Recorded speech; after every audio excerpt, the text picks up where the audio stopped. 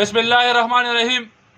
خوږو دکاندارانو د دکاندارانو ورونو چې کمرشل بینو او په هغې کې د اکسترا کومې پیسې راغلې وې په هغې باندې زمونږ د وابډې اهلکارو سره خبرې اترې شوې وې او تقریبا د 300 بلیونه چې کوم هغه پیسې ختمې کړې دي. اوس یکدم چې کوم انکار وکړو چې یاره نه دا خو د سیلاب هغه وختو کې چې کومې پیسې ماف شوې وې نو دا هغه پیسې دي اوس چې کومې دوباره راغلي دي. نو زه د وابډې د اهلکارو ته وایم چې تا د کوم 200 بلیونه ټیک کړلو نو دا دغه ټیم کې وابډې محکمه نه وه یا چې کوم دی مثال خبره تا ته اپی شي د دې باره کې څه لیټر میټر نه شوي او چې نه هغې ټیک کړ نو اوس به دا نور هم ټیک کوې او که نه یې کوې نو موږ سره به ډرامې نه کوې. موږ ډرامو والا خلک نو سټریټ پاور خلک یو په یو خبره باندې پوهېږو چې څنګه دغه 200 بلیون نور ټیک کړل کارکشن د پکې وکړو داسې به دا نور ټول هم کوې او که نه یې کوې نو موږ به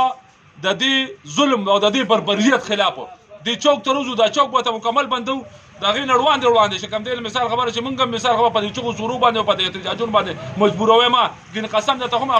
د چوک نه بیا دا احتجاج یو بیا به د وابډې د دفتر مخې ته چې کوم دی دا احتجاج نه کوو ځکه چې موږ هر څه منو رول منو قانون منو خو ظلم او جبر چې کوم دی دا د چا هم نه منو والله که دا د پلار منو دا تاسو چې کوم ډرامې موږ سره اخیستلې او دکاندارانو ته زمونږ دې باره کې چې کوم دی نو خواست دی چې موږ سبا 10 بجو پورې چې کوم دی ولا ټایم ورکوو که سبا 10 بجو پورې چې کوم دی دوی دغه برابر نه کړو نو تاسو ته به اطلاع کېږي یو ځای ته به راټولېږو او د هغې لپاره به خپل لایحه‌عمل جوړو په هغې لایحه‌عمل به انشاءالله چې کوم دی مخکې کار کوو. د تاجر فیډریشن د طرف نه د دې ظلم او د دې بربریت خلاف چې کوم دی مکمل چې کوم دی مثال خبره د احتجاج اعلان دی. اول خو د په لاره باندې راشي د وابډې ټول اهلکارو ته وایم په لاره باندې راشي ترتیب ټیک کړئ چې څنګه هم 200 کسان چې کوم دی وکړل یا خو تاسو دغه دکاندارانو ورونو نه پیسې واخیستئ او که پیسې هم ترې نه اخیستې نو بیا دې نور هم ټیک کړئ او که نه ټیک کوئ نو بیا به زموږ د احتجاج اعلان وي.